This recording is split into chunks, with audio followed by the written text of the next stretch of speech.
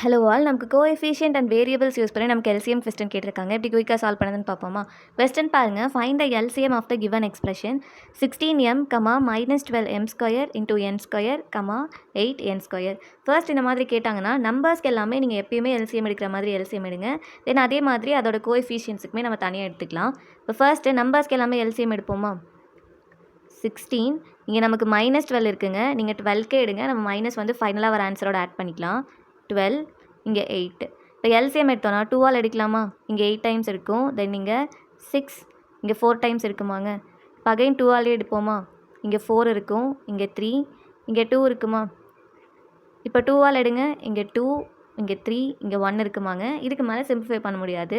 So LCM என்ன வந்திருக்கு? 2 × 2 4, 4 × 2 8, 8 × 2 16, 16 × 3 என்னதுங்க? 48.